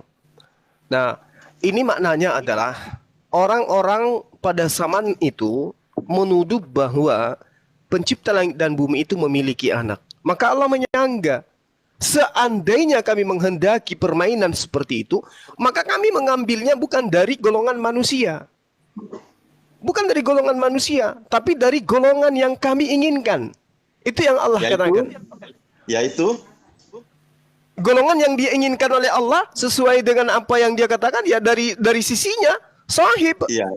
Yaitu Masalahnya sekarang adalah Allah itu berdiri sendiri, tidak ada Tuhan selain Dia. Coba kita lihat di dalam ayat sebelumnya di dalam surah Al-Anbiya. Aduh, kamu baru saja memukul dirimu sendiri. Tadi katanya akan diambil dari golongan sohibnya. Iya. Kemudian berkata bahwa tidak. Sekiranya Tuhan itu ada dua, berarti Tuhan punya bangsa, Tuhan punya suku bangsa, Tuhan punya golongan. Layaknya dewa-dewa, punya golongan dewa, punya golongan manusia, punya kasta. Tapi kan Tuhan itu berdiri sendiri. Makanya Allah mengatakan dalam ayat sebelumnya, "Wa ma khalaqnas samaa'a wal ard wa ma bainahuma la'ibin." Tidak sedang main-main Allah itu menciptakan langit dan bumi. Lalu kemudian ketika langit dan bumi aja Allah tidak main-main menciptakannya, bagaimana mungkin kemudian Allah membuat permainan dengan menciptakan anak, dengan menciptakan pasangan untuk dirinya, lalu kemudian melahirkan setuhan anak. Kan itu mustahil bagi Allah. Gini. Makanya gimana? Gini semua. Gini loh, tadi kan Anda mengakui sendiri bahwa Ya. mengambil dari itu kata, tentulah kami membuatnya dari sisi kami. Ada kami di sini, ada golongan yang segolongan, dan itu Suma akui sendiri bahwa dia akan mengambil dari yang dikehendakinya. Iya, karena Saya kan bertanya itu, berbicara. saya bertanya itu Gimana? gini, bro. Yang dikehendakinya itu golongannya apa? Menurut tafsir itu bisa diambil dari bidadari dan malaikat, gitu loh. Ketika Berarti Allah ada menghendaki, golongan. ketika Allah Ini soal- menghendaki, Iya, bro. Oke, Maksud satu-satu saya aja ini bukan sekiranya masalah ya. menghendaki atau tidak menghendaki. Ini Sekarang masalah tentang kemungkinan. Kemungkinan itu ada kan? begini, sudah dijelaskan oleh Ustadz Najah itu, kata in itu artinya penegasan terhadap apa yang diuraikan Allah itu tidak akan kembali kepada dirinya. Bahwasanya ketika dikatakan in kunna fa'ilin, ya, jika kami menghendaki berbuat demikian, artinya dengan kata alif tanda kasra nun tanwin nun mati di situ, itu menandakan bahwa hal yang diucapkan oleh Allah itu tidak akan mungkin dilakukan. Tidak akan mungkin dilakukan. Makanya dalam kaidah-kaidah Al-Qur'an ada yang dikatakan ilmu nahwu shorab, ketika ada kata in itu merujuk kepada pernyataan Allah itu sendiri bahwa apa yang dinyatakan itu mustahil terjadi bagi diri Allah. Makanya ayat selanjutnya mengatakan bal naqsifu bil haqqi. Itu jelas tuh. Sebenarnya kami melontarkan yang hak kepada yang batil, lalu yang hak itu menghancurkan yang batil itu. Maka dengan serta-merta yang batil itu lenyap, dan kecelakaanlah bagimu disebabkan karena kamu mensifati Allah dengan sifat-sifat yang tidak layak baginya. Ini jelas Allah menguraikan tentang apa yang Allah sendiri sampaikan. Sekiranya dia menginginkan, maka dia akan mengambil dari sisi golongan Tuhan itu sendiri. Masalahnya sekarang, Tuhan itu tidak punya golongan, Tuhan itu tidak punya sekutu, Tuhan itu berdiri sendiri. Makanya ada dikatakan konsep tauhid, segala-galanya Lalu hanya sendiri. Siapakah kami ini? Nah, Dari sisi kami, Oke. siapa kami ini? Oke, sekiranya Allah mengatakan, dia menggunakan kata kami, itu merujuk kepada dirinya. Sekiranya mereka, Allah itu ada, di samping dia itu ada Allah lain. Makanya dikatakan kata kami, tidak dikatakan kata aku, karena di situ sudah dua, ada pasangannya. Tapi kan pasangannya nggak ada. Allah itu berdiri sendiri, gitu loh. Saya bisa pahami kalau misalnya ayat itu berkata sekiranya Oke, pelan-pelan kami aja, membuat- jangan digas. Ya, santai-santai ya. Ya, kita santai aja. Sekiranya kami hendak membuat suatu permainan, tapi kami tidak mau membuatnya, gitu loh. Itu bisa jadi poin bahwa tapi kami tidak mau membuatnya. Tetapi ini masalahnya, sekiranya kami membuat suatu permainan berkaitan dengan istri atau membuat anak, tentulah kami membuatnya dari sisi kami. Berarti di dalam ayat ini saya yang jelas sekali dikatakan bahwa ada sisi oleh Allah, ya. Allah mengetahui bahwa ada sisi di sisinya, ya, yang dimana jika ingin melakukannya, dia akan mengambilnya dari sisinya, gitu. Bukan dari makhluk. Saya sepakat, nggak ada masalah, bukan dari makhluk. Permasalahannya di sini adalah Anda berkata bahwa Tuhan itu satu, tauhid, ya, ehad, seperti nama saya. Walaupun ehad itu ikat, ikat itu juga sesuatu yang diikat, sesuatu yang bergabung menjadi satu, bukan satu tok. Karena percuma Anda mengikat sesuatu kalau dia cuma satu. Anda kalau mengikat itu pasti ada sesuatu yang diikatkan. Itulah arti dari kata ehad itu, ikat gitu. Itu yang diambil oleh bahasa yang diserap oleh Indonesia. Kita lanjut karena itu bukan topik kita. Masalahnya adalah sebelum kita kami melanjut, membuatnya dari sisi kami, dan kami ini menurut pengetahuan Allah itu ada. Sisi kami itu ada gitu loh. Berarti ada yang akan bisa, walaupun itu adalah suatu kemungkinan, entah akan dilakukan atau tidak, tetapi di dalam perspektif Allah itu ada dan akan diambil dari sisi kami. Kaminya ini yang saya tanya, bro. Ketika Anda berkata bahwa Tuhan itu satu, tetapi ada sisi kami dan kami itu adalah yang lain, tetapi segolongan, ini kan lucu dong apa yang Anda bawa selama ini. Gitu. Santai Oke, ya, bro. Pak Ehan. Di sini saya potong dulu ya. ketika kita sudah bertanya dan narasumber sudah sampai 3 kali dia menjelaskan dan kita tetap menyela juga, itu sebenarnya tidak baik. Biarkanlah para viewer yang mau juga. Kalau kita paksakan terus nanti dirinya mentok. Enggak. Jadi kalau udah mentok Gini, ya seperti itu aja ya. Sebelum kita melanjutkan, kita sapa dulu Bang Erben nih. Ya, halo. Oh, ini, Saya Bang. sudah pulang. Ya seperti itu. Mau dilanjutkan yang tadi Bang Erben, masih disimakkah yang tentang yang dinarasikan Bang Haji tadi? Belum. Saya belum nangkap. Tetap Nanti saya ke Tuhan yang Maha Kuasa itu, kekuasaannya itu seperti apa? Iya, oke. Iya, jadi ketika Allah Subhanahu wa taala menjelaskan kami tentang dirinya dengan menggunakan kami, itu tidak menyatakan bahwa Tuhan itu ada lebih dari satu, tidak. Berapa kali saya harus mengatakan ketika Tuhan itu berbicara mengenai kekuasaannya, ruang lingkup kemuliaannya, Tuhan senantiasa menggunakan kata kami. Bukan berarti Tuhan itu ada jamak. Itu bukan. Nah, sehingga Tafsirnya berkata bisa diambil dari bidadari dan dari malaikat, bro. Ini ahli-ahli tafsir loh. Mereka Karena ini adalah profesor, ilmuwan, ulama ya. Oke. Saya paham. Saya ngerti. Saya ngerti, Bung. Jangan sepelekan orang, Bung. Itu tafsir. Saya pun bisa menafsir.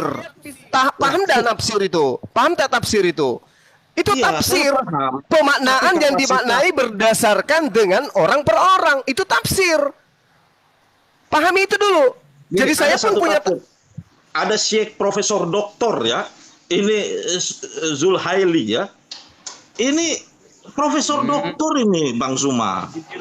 Ini ahli tafsir ini. Dia Saya menafsirkan ngerti. Tafsirnya yang salah, kamu yang nggak Bung. betul gitu loh. Tafsir itu tidak salah, yang salah itu pemahaman saudara. Oleh Di dalam karena tafsir itulah ini, di dalam kayaknya tafsir ini, bro, anda lebih tahu dikatakan Islam berarti ya daripada Di- kita ya. kami itu menurut tafsirnya adalah bidadari dan begini adalah Bang malaikat. Ehat.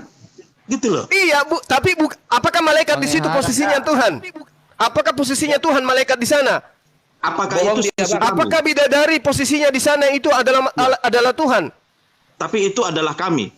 Makanya ada kata membuat itu menciptakan. Maka Ya, kami akan dari kami. menciptakan. Loh, Apakah itu enggak, Bang. kami? Ya Allah Anda ya sepakat Karim. Ya Allah ya Karim. Dulu, guys. Ya Allah ya Karim. Saya katakan kepada Anda saudara, Bung, Aduh. ketika dikatakan kata kami, bukan berarti Tuhan itu banyak, jamak, bukan. Sama ketika Allah mengatakan Elohim, itu jamak, tapi merujuk kepada esensi yang satu. Siapa itu? Yod He Pap He, bukan Hasem atau Hasem. Bukan Ngerti itu nggak? tema kita. Bukan Loh, itu tema kita. saya jelaskan kepada saudara. Makanya ada kata mengambil atau membuat atau menciptakan. Masa Tuhan menciptakan Tuhan? Jadi ketika Tuhan mengatakan kata Mengambil. kami, ya Bukan Allah, menciptakan, jangan salah. Mengambil. membuat lam dari sisi aradna an nattakhisa lahum ya lahu lahwa. Kalau begitu, Lat. apakah berarti Allah membuatnya dari sisi Allah? Apakah ini berarti Allah membuat Astagfirullahaladzim, ya istri? Allah. Ini kan bukan- Kalau kalian Saya kira sepakat ini seperti ini diskusi, saya akan Gimana, biarkan. Tapi kalau kalian keberatan, saya akan cut. Iya. Saya kalau ini Zul Bang, kan kalau belum pernah saya izin kalau ini. di Komal Kristen Bang biasanya saya sudah di-kick kalau saya polanya kayak begini Bang. Gaya gini. Saya nggak dikasih Saya kesempatan akan berbicara saya loh. akan bertanya dulu. Ya, santai, makanya aku bilang tadi ada Ini yang datang, lebih terus hebat dia dibilang, pematerinya. Ah, kan dibilang saya hanya mana membawa diskusi logika, dewasa, bro. jangan pakai Logika berpikir emar. kita. Berarti kita sepakat begitu ketika orang menjelaskan jangan dipotong dulu, Bang. Makanya Entahlah. aku bilang tadi Begini. ada tema. Begini. Lebih baik Begini, pakai Bang timer. Suma juga bisa memotong saya, nggak apa-apa. Oh, nggak Gitu loh, bisa. asal poin sesuatu poin Masalahnya, yang Jangan. masalahnya, Nggak, ini masalahnya logika. Anda berbicara tanpa ilmu, Bang. Duh, saya kan membuka saja dari Al-Quran, gimana sih? Ini kan Yang jelas Anda, dan menurut yang tafsir. Anda bacakan itu Saya tafsir. bawa Gini, tafsir. sebentar, Tafsirnya sebentar itu dulu. orang berilmu gitu loh. Sabar. Oh, Jangan berilmu langsung ya. takut dong. Aduh. Loh kok jadi takut saya samamu? Kita kan Apa yang saya diskusi. takutkan? Kamu pingin sekali seperti Kristen punya 3 Tuhan. Kami enggak bisa. Enggak usah langsung begitu. Sekarang Tidak, Tuhanmu itu ada cuma berapa? Sekarang Tuhanmu ada saya berapa? satu. Tuhan saya Satu. satu. Yang mana? Yang mana? Oke. Bapak yang roh, Yesus yang manusia, atau Roh Kudus? Yang mana Tuhan Anda di situ? Atau Roh Kudus yang mana? Gitu. Jadi Ya. Anda menginginkan Kristen itu sama seperti Islam, nggak bisa. Silakan Dinda Wafi. Biar bohong Adam dikit, biar Bang juga, mengatakan Bang Juma juga Adam mengatakan ya. Saya kalimat turunkan aja kami, dulu ya. Bang Ehat ya. ya Maaf dia ya Bang bohong. Ehat, saya keturunkan aja lah dulu biar Adam ya. Ya saya mau menengahin dulu nih Bang Haji bentar. Tadi kan sebenarnya yang diskusi duluan ini Bang Erben sama Bang John. Mau dilanjut kah yang tadi tentang ketuhanan yang maha kuasa itu? Lanjut dengan timer aja mungkin Bang. Dengan Tapi- timer aja ya. Mungkin bisa gantian ya, jadi bukan kita yang ditanya terus, tapi kita juga nanya gitu. Ya banyak tadi aku bilang kan dia enaknya dua arah gitu. Biar jangan ada yang nyesek gitu loh. Iya, apalagi Artinya nyesek kebohongan itu yang maksudnya ya dibawakan. ada yang mau ditanyakan tapi nggak bisa ditanya, nggak enak juga. itu Wafi. Lanjutlah, host. Oke Bang Erben tadi masih ingat narasinya dari Bang Haji? Oke. Jadi memang kalau berbicara Tentang tentang ketuhanan. iya, kalau berbicara tentang Allah Sang Pencipta dalam klaim-klaim Muslim tentang Maha Kuasa, Maha Esa, Maha Mulia dan lain sebagainya, itu terdapat di dalam kitab kita sebelum Islam itu sendiri datang. Tidak ada masalah di situ. Di situ ya. Kalau berbicara seperti tadi tentang jamak keagungan, teologi Yahudi juga mengakui itu, jamak keagungan itu. Tidak ada masalah di situ. Tetapi yang perlu mungkin kita coba melihat perbedaannya. Kenapa begini? Perbedaannya gini. Di dalam Muslim, Allah mereka yang diklaim sebagai tauhid itu, apakah memiliki firman di dalam hakikat dirinya sejak kekal? Apakah memiliki roh di dalam hakikat dirinya sejak kekal? Karena kalau di dalam pemahaman Kristen, berdasarkan kitab suci PL dan PB, Allah itu memiliki firman, maka dia mampu berfirman.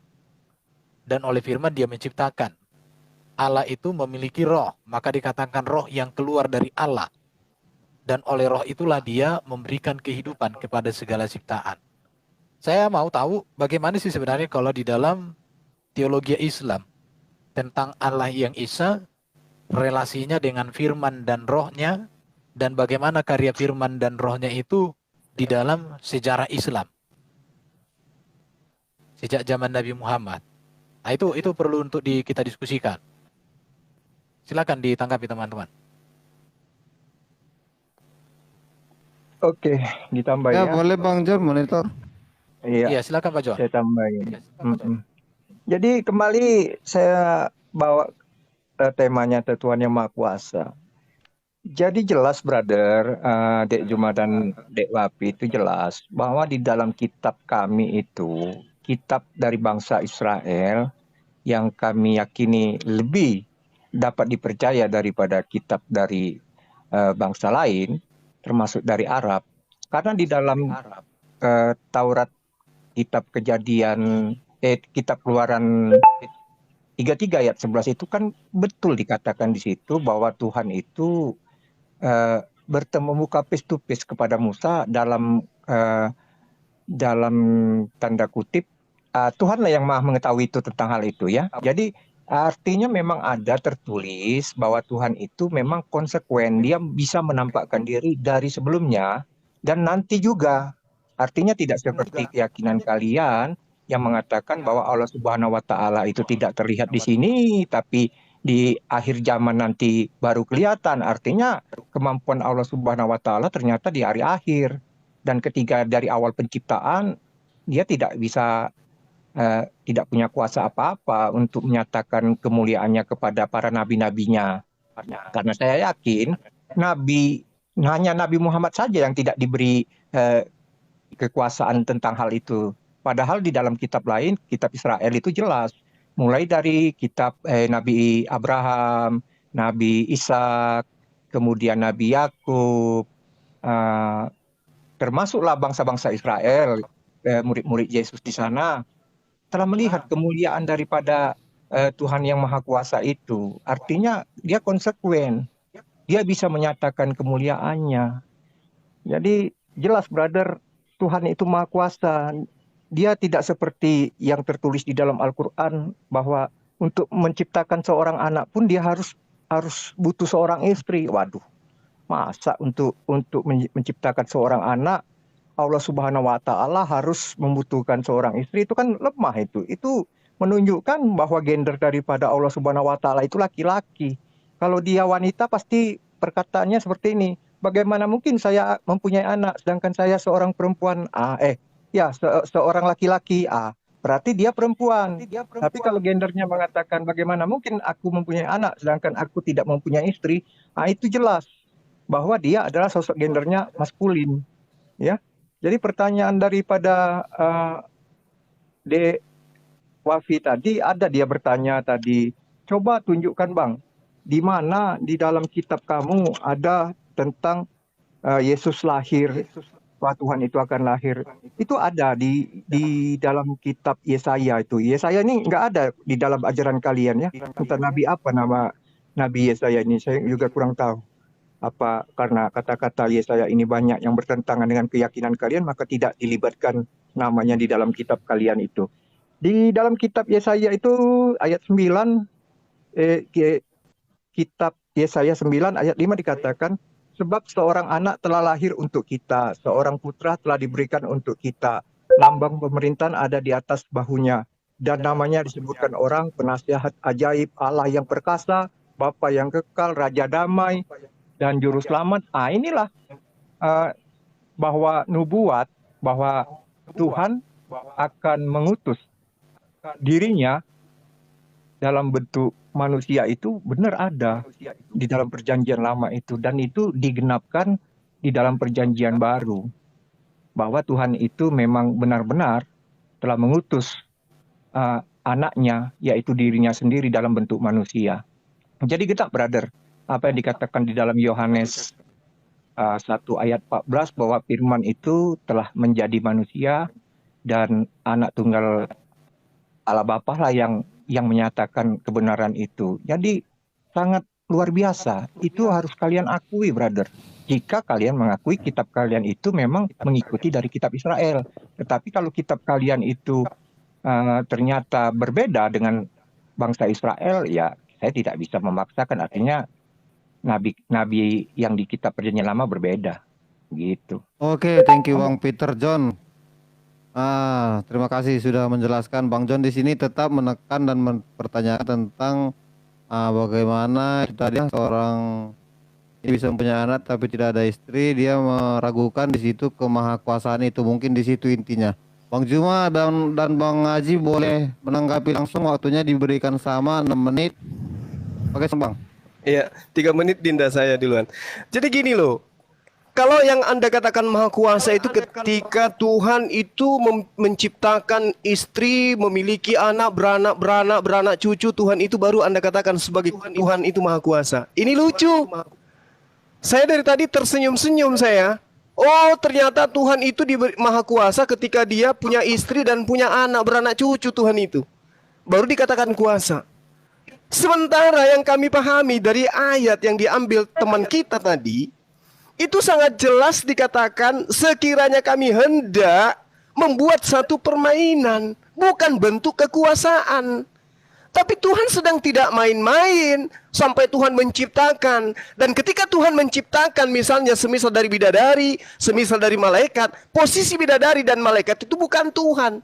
Dia hanya ciptaan, makanya dibuat. Sekiranya kami ingin melakukan permainan, maka kami membuat, gitu loh. Kami di sini merujuk kepada Allah, bukan berarti berbicara mengenai tentang bahwasanya sembahlah kami, tidak seperti itu. Tidak ada dalil dalam Al-Quran sembahlah kami, nggak ada. Makanya ketika kata kami itu merujuk kepada kekuasaan Allah, kemuliaan Allah, kemahabesaran Allah. Nah, kemudian ketika saudara mengatakan Tuhan kami itu berbeda dengan Tuhannya Nabi Ibrahim, Ishak dan Yakub, kami mengatakan Tuhan yang datang kepada Abraham, Ishak dan Yakub itulah Allah Subhanahu wa taala. Anda yang mengelompokkan kemudian. Sementara kalau kami mendudukkan cara Anda, sudut pandang Anda kepada kami tentang Tuhan, dan kami dudukkan sudut pandang kami terhadap Tuhan Anda, maka Anda jauh lebih parah lagi. Kenapa? Tuhannya Bani Israel pencemburu. Tuhannya Bani Israel itu beringas, ganas, tukang bunuh, tukang perintah untuk membunuh, bunuhlah. Begitu di abad pertama, dia datang dari jadi manusia, dia yang dibunuh. Ini apa-apaan ini? Tadi dia membunuh, sekarang dia dibunuh. Tadi sangar, kemudian dia menjadi letoi. Kan tidak mungkin seperti itu konsep Tuhan yang benar. Sehingga ketika Anda memandang Allah, Tuhan kami beda, Tuhan Islam beda dengan Tuhannya orang Yahudi. Tuhan itu cuma satu. Dan kalau menggunakan akal sehat, mana yang masuk akal? Tuhannya Bani Israel menjadi Tuhan yang adalah Tuhan kepada baginda Rasulullah SAW yang tidak terlihat, yang maha kuasa, yang tidak berwujud dalam dunia ini, dibandingkan Tuhannya Bani Israel berubah menjadi manusia. Kira-kira yang rasional yang mana? Allah datang kepada Abraham, Ishak dan Yakub melalui perantaraan para malaikat. Allah datang kepada baginda Rasulullah SAW melalui perantaraan malaikat. Kemudian Allah, Tuhannya Abraham, datang kepada orang Yunani, Romawi, berubah menjadi manusia. Ini mana ini? Kok jadi kayak begitu? Dilahirkan, kemudian dibunuh lagi oleh manusia. Di mana posisinya ketika kami mendudukkan konsep ketuhanan itu sama seperti pandangan anak kepada Tuhan kami? Itu satu. Tuhan kami. Oh sorry, udah selesai. Silakan Dinda Wafi. Oke, bismillahirrahmanirrahim. Saya mau menjawab pertanyaan Mas Erben ya, tentang apakah Tuhan itu, Allah itu punya firman sejak kekekalannya, kan gitu Mas Erben ya. Kami katakan ya, karena salah satu sifat Allah itu adalah Al-Kalam, zat yang maha berfirman. Jadi Allah itu punya firman Mas Erben. Cuma dalam pemahaman Islam Mas Erben, firman Allah itu jatuhnya ke sifat dan tidak keluar dari Allah, begitu loh. Tidak keluar lalu ujug jadi manusia, tidak. Itu tidak ada konsep seperti itu dalam Al-Quran, hadis maupun pendapat para ulama. Jadi Allah itu maha berfirman, sejak dulu, sejak Allah ada ya Allah sudah memiliki sifat firman. Kalau roh Mas Erben, itu adalah makhluk. Roh itu makhluk, ciptaan. Jadi Allah ini tidak butuh roh untuk penghidupannya.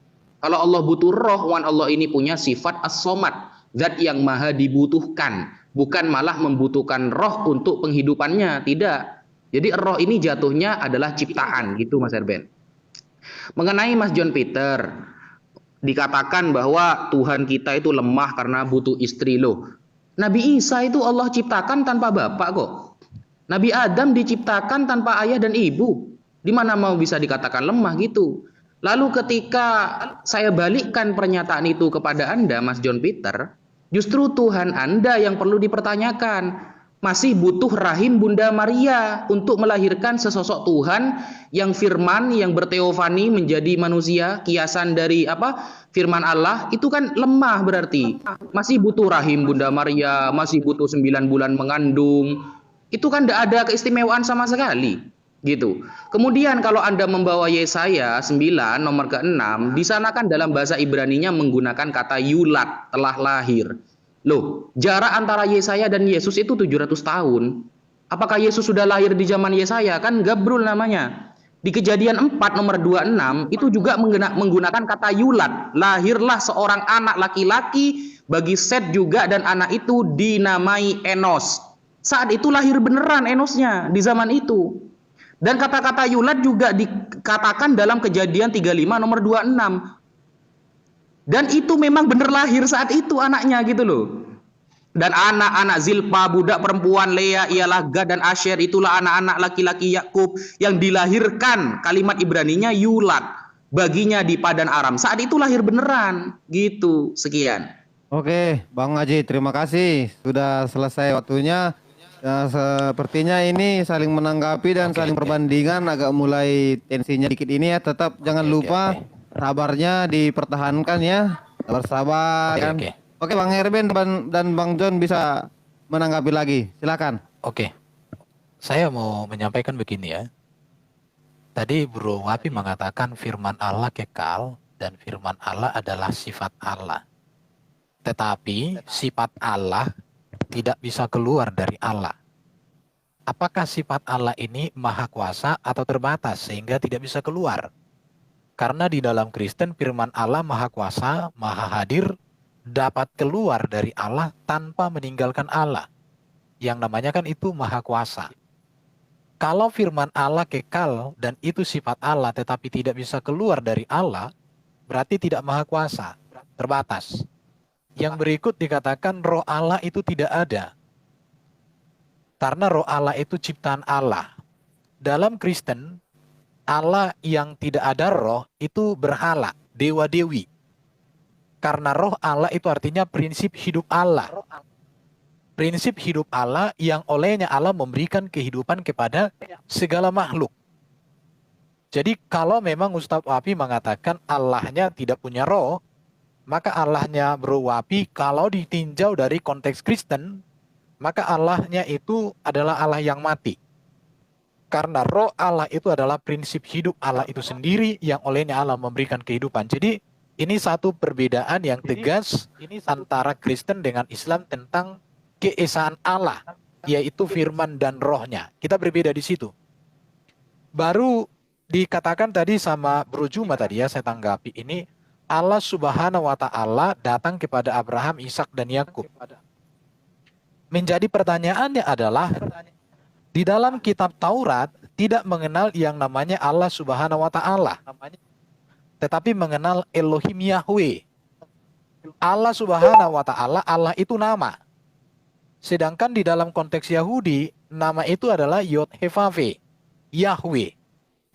Siapa yang mengubah Allah nama itu dari YHWH? Ini menjadi pertanyaan. Mengapa bisa Allah berubah nama? Bukankah nama Allah itu kekal, tidak berubah, dan tidak bisa diubah? Nah, ini menjadi pertanyaan. Jadi, dari sini saya mengatakan bahwa Allah Yahweh itu bukan Allah Subhanahu wa Ta'ala. Alasan saya kenapa? Karena kisah-kisah di dalam Quran tentang para nabi itu berbeda dengan apa yang terjadi di dalam kitab-kitab Taurat. Bahkan contoh di dalam Quran itu hanya satu nama wanita disebutkan, yaitu Maryam. Sementara di dalam Alkitab itu dijuliskan dengan lengkap. Saya juga mau menanggapi, dikatakan Bro Juma bahwa Tuhan Israel itu ganas. Memang betul ganas terhadap dosa. Makanya Sodom dan Gomora itu ditunggang balikan dengan api yang datang dari langit. Kemudian dia juga membinasakan manusia di zaman Nuh.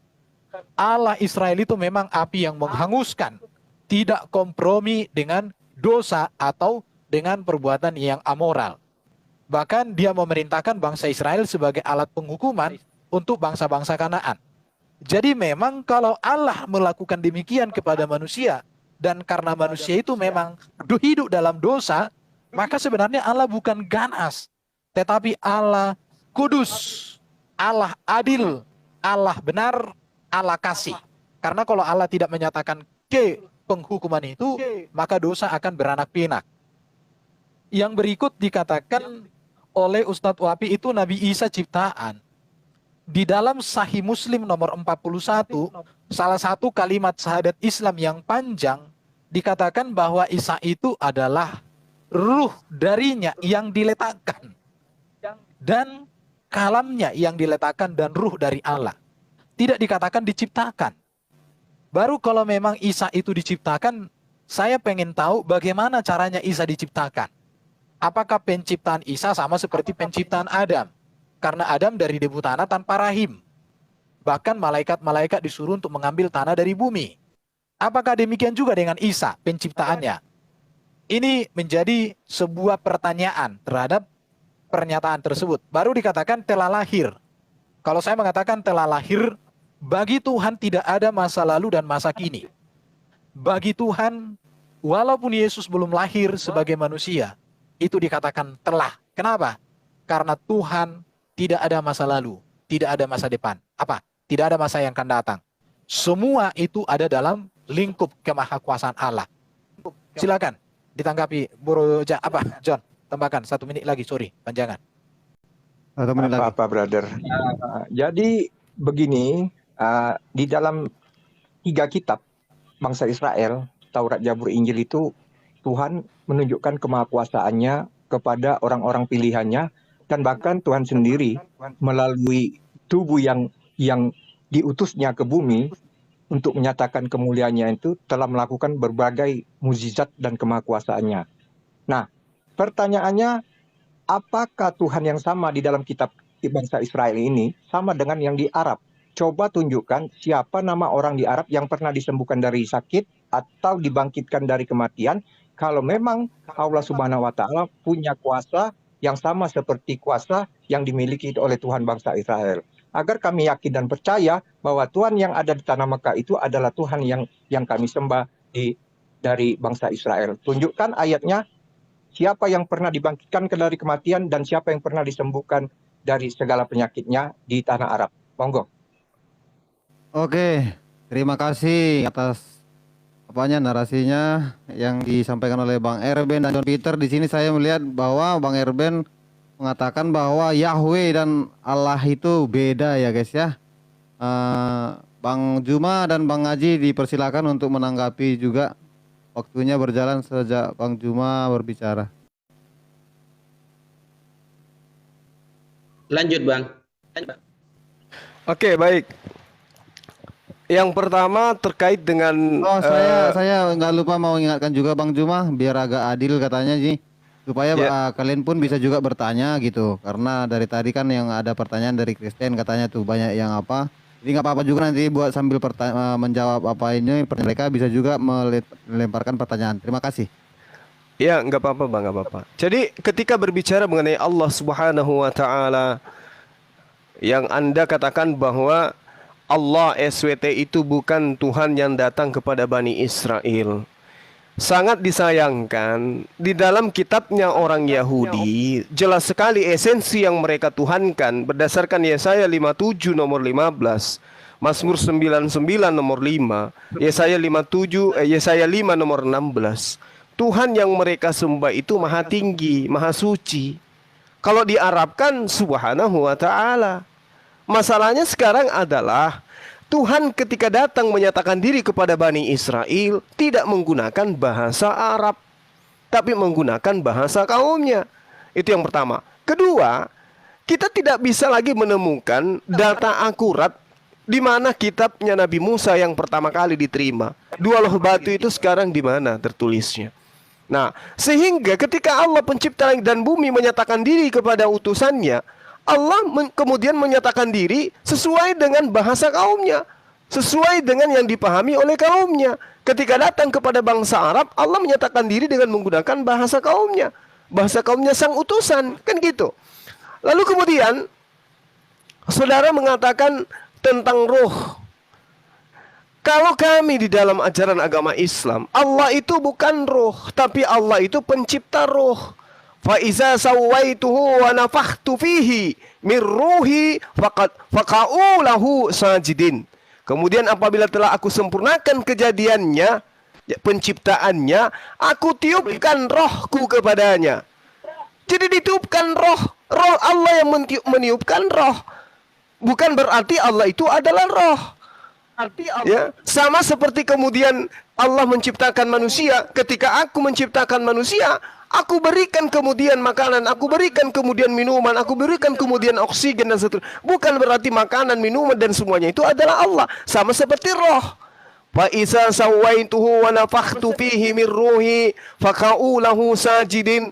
Maka apabila aku telah sempurnakan kejadiannya, penciptaannya, aku telah tiupkan rohku ke dalamnya, maka tunduklah kamu kepadanya dengan bersujud. Kalau dikatakan meniupkan roh itu kemudian adalah menjadi Tuhan, maka Zakaria 12 nomor 1 itu jelas semua manusia itu adalah Tuhan. Kenapa? Karena roh pada diri manusia itu adalah roh Tuhan itu sendiri.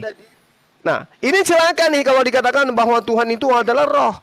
Penggambaran ini jelas bagi kami umat Islam bahwasanya Allah ketika berbicara mengenai roh itu berbicara mengenai ciptaannya. Terkait dengan ketika Allah berbicara mengenai ciptaan kaitan dengan roh, itu berarti Allah berbicara mengenai ciptaan makhluk. Saya kira begitu sementara. Silakan Dinda Wafi. Oke, bismillahirrahmanirrahim. Gini Mas Erben, firman itu sifat, ya. Kalau menurut Anda firman itu sifat atau kemampuan? Karena sama hal begini, firman itu sama dengan melihat, mendengar, berbicara, begitu. Kalau firmannya dituhankan, kenapa kok gak sekalian mendengarnya Tuhan dituhankan, melihatnya Tuhan dituhankan, sifat-sifat yang lain dituhankan? Kok gak sekalian seperti itu, biar Tuhannya semakin banyak, mati satu tinggal banyak, kan seperti itu. Jadi arahnya ke sifat gitu loh. Kemudian roh, Tuhan itu roh. Nah, coba kita buka di dalam Matius 26 nomor ke-41. Diterangkan, berjaga-jagalah dan berdoalah supaya kamu jangan jatuh ke dalam percobaan. Roh memang penurut, tetapi daging lemah. Nah, roh itu sifatnya penurut. Nah, roh Tuhan ini penurut ke siapa dia gitu? Kan lucu nanti kalau ditanyakan seperti itu. Nurut ke siapa roh Tuhan ini? Karena Tuhan juga roh gitu. Kemudian Mas John, Anda mengatakan ada nggak kekuatan yang bisa menghidupkan orang mati seperti maaf Mas John ya, menghidupkan orang mati di dalam Bible itu bukan cuma Yesus gitu loh. Bukan cuma Yesus. Anda buka di 2 Raja-Raja 4 nomor 32 sampai 35. Di sana Elia juga bisa menghidupkan orang mati. Elisa ya.